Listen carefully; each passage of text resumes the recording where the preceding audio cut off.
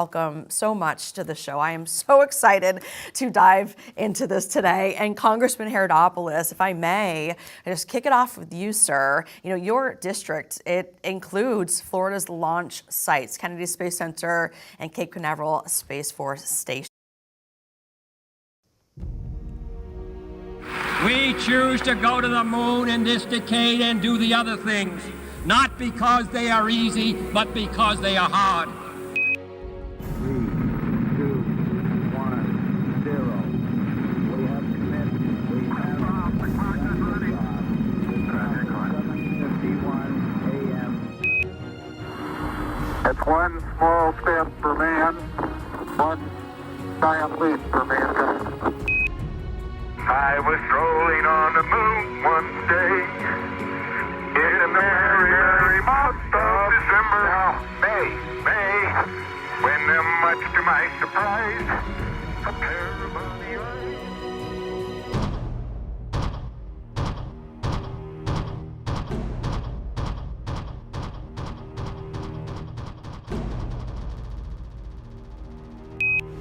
And here we go.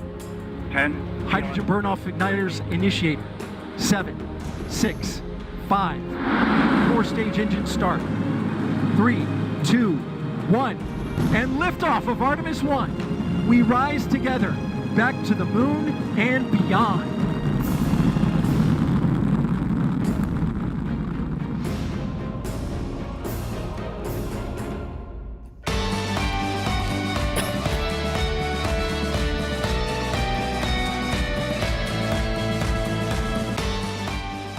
And a mighty look at the Artemis II rocket currently sitting on the launch pad, waiting for that return flight to the moon. And we do say hello to you. I'm Allison Walker. Welcome to In Focus. And Florida has long been the United States' gateway to space. And we are coming up on NASA's biggest mission in decades. Artemis II will send 4 astronauts around the moon on a 10-day flight that will take them farther from Earth than any human mission has gone before. And all this part of the broader Artemis effort to establish a long-term return to the moon. So here to discuss this wildly anticipated mission, its significance, and the future of space exploration, we have United States Congressman Mike Haridopolos. We also have Brevard County Commissioner Katie Delaney and Spectrum News reporter and our space expert, Greg Pallone. You three, gosh, welcome so much to the show. I am so excited to dive into this today. And Congressman Haridopolos, if I may, I just kick it off with you, sir. You know, your district, it includes Florida's launch sites, Kennedy Space Center and Cape Canaveral Space Force Station Center, rather. So explain to me, sir, about your thought bubble, you know, and what your constituents are saying that barrier-breaking efforts like this mission all start from District 8.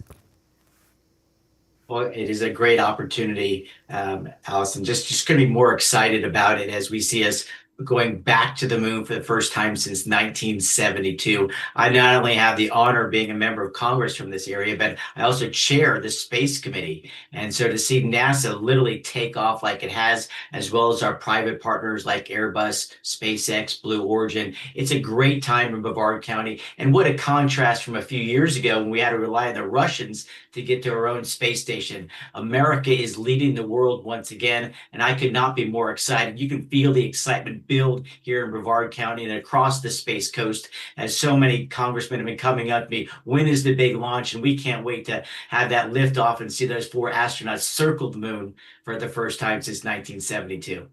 This is huge, wild anticipation indeed. And Commissioner Delaney, you know, then talk to me about the importance of the space industry then in your district. As a relatively new commissioner, has your perspective on the industry changed from civilian life to when you entered elected office?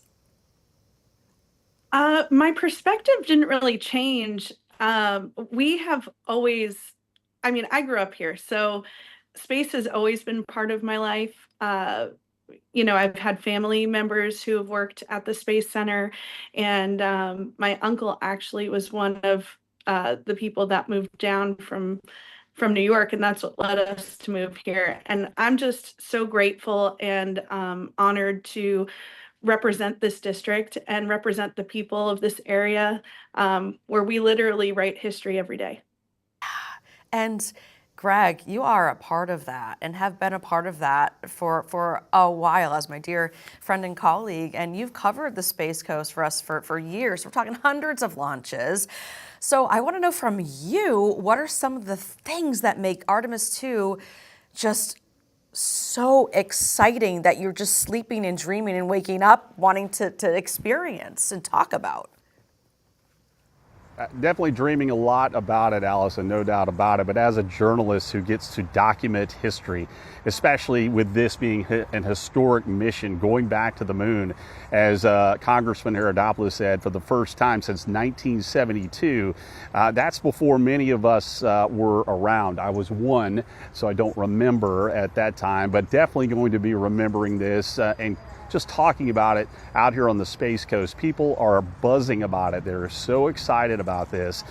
We were there for the rollout the other day, and just seeing that massive rocket going 1 mile per hour out to the launch pad, taking 12 hours to get to the pad, and knowing how fast they're going to be going when they launch, and how long it's going to take them to get to the moon. The crew is ready, the team is ready, the excitement is there, the community, and again, this is why we call it the Space Coast. Yes, it just induces goosebumps even just thinking about this, and it's coming up. And so, Congressman, yeah, I mean, this whole mission, of course, is a follow-up to the 2022 Artemis I mission and the last major NASA mission, but a lot of the action, as we know, on the Space Coast in the last several years has been those commercial launches. So, Congressman, what's different about a mission like this one versus some of the work, say, SpaceX or United Launch Alliance are doing? Well, as you mentioned, is the fact that we have astronauts going around the moon, which is so vital. Again, this is a long-term endeavor. We want to colonize the moon. We recognize not only, of course, the scientific importance, but also, unfortunately, the realities of a military importance as well. We know we're facing threats from China, Russia, and other nations. We want to have the ultimate high ground, and of course, that is space. And what's happening in the private sector, as you mentioned, Allison, is the fact that we have companies, as you mentioned, that are so vital to our community. And of course, the amazing launches that happen about every 3 days with SpaceX. Those are both military and commercial satellites to help with our communications around the world. And the jobs that are being created are really amazing, because we're in programs right now where high school students are actually getting the technical know-how so they can get jobs right out of high school. You don't have to just go to college in order to get these high-paying jobs. And so I'm so thrilled at what is happening on the Space Coast once again. We're seeing booms like never before, maybe since, I guess, the height of the Apollo days when we first landed on the moon in 1969. And so these are vital to our country, it's vital to our community, and we're proud to be a part of this endeavor that I think is just getting started. That note of just the stamp that Brevard County has, Commissioner, you recently read a resolution recognizing Brevard County's place in space history. So what kind of effect do you see from major launches like this, beyond the industry itself, maybe in terms of, again, visitors coming to witness history, as the Congressman and Greg are alluding to, or perhaps growing the next generation's interest in space? Absolutely. When I was brought this idea for this resolution, I jumped on board right away, because why should we not honor and memorialize the Space Coast for all the great things that we've done and all the great things that are on the horizon? Think of the events that go on in Tampa. That's what's going to be happening here in Brevard County. Think astronauts, Martians, just a really great, fun event that will bring the whole community together, that will draw tourists. I hope that this expands into an education opportunity, just something to really honor and memorialize our place in space and who we are as a community.